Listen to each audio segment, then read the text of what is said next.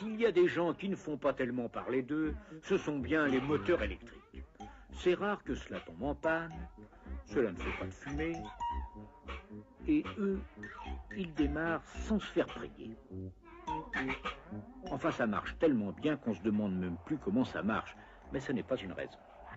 Le principe de base du moteur électrique ne date pas d'hier. L'histoire est liée au principe de l'électroaimant.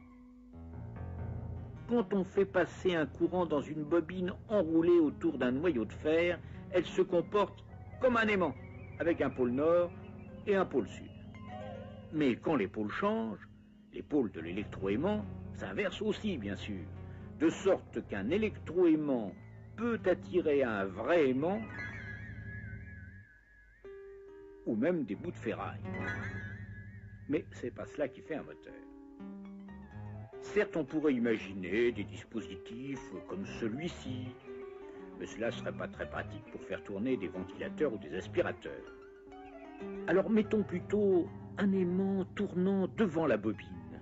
Le courant passe, le pôle nord de la bobine attire le pôle sud de l'aimant, et ça tourne. Mais ça s'arrête là. Sauf bien sûr si à ce moment précis, j'inverse le sens du courant. Puis que je l'inverse encore, etc. Mais cela ne serait pas très pratique non plus. Deuxième tentative, je remplace l'aimant par une bobine, tournant elle aussi. Je fais passer un deuxième courant, cela fait un deuxième électroaimant, et ça tourne. Mais en plus d'intervertir le courant à tout bout de champ, je vais avoir un problème de fil qui s'en mêle. C'est encore moins pratique. Oui, mais c'est là qu'intervient une astuce fort simple, mais fondamentale, le collecteur. Je munis ma bobine mobile de contacts ayant cette forme-ci, séparés par un très bon isolant. Les contacts qui amènent le courant, eux, sont fixes et se contentent de frotter sur le collecteur, de sorte que, quand ça tourne, le courant passe toujours.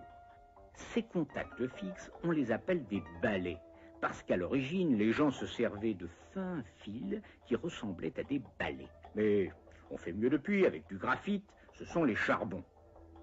Grâce à cette astuce, on n'a plus de problème de fil avec notre bobine tournante et même, elle continue à tourner toute seule. C'est facile de comprendre pourquoi. Quand le courant passe comme ceci dans la bobine, son pôle sud est ici. Il est attiré par le pôle nord de la bobine fixe et ça tourne. Arrivé là, ça devrait s'arrêter. Mais juste à ce moment-là, chaque balai va venir en contact avec l'autre moitié du collecteur. Le courant change de sens dans la bobine tournante. Son pôle sud devient nord et il est repoussé par le pôle nord de la bobine fixe tandis que le pôle sud est attiré. Un demi-tour après, courant et électroaimant rechangent de sens et ça tourne encore. C'est quand même pas mal l'électricité. Pour simplifier les choses, les deux bobines sont mises en série dans le même circuit et branchées sur la même source. Tel est le principe du moteur électrique série, dit universel.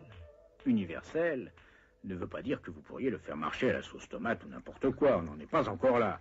Universel parce que si, au lieu d'une source de courant continu comme dans nos expériences, on l'alimente avec du courant alternatif, cela marche encore. Évidemment, le courant alternatif change de sens. Mais quand ça arrive, le pôle de l'électroaimant fixe change de sens et les pôles de l'électroaimant mobile aussi, et en même temps de sorte que les forces, les interactions entre les pôles ne changent pas et ça continue de tourner. Ceci, bien sûr, est le schéma théorique. Dans la pratique, pour faire travailler les deux pôles de l'électroaimant fixe, on lui donne cette allure-ci. On l'appelle le stator. La bobine mobile est placée à l'intérieur, mais elle est aussi enroulée sur un noyau. Cela s'appelle le rotor. Quant au collecteur, il est généralement placé ici. Les balais ou charbons, eux, se placent comme cela. C'est ainsi que notre bon moteur électrique fait tourner vos ventilateurs, vos réfrigérateurs, vos aspirateurs. C'est quand même pas mal l'électricité.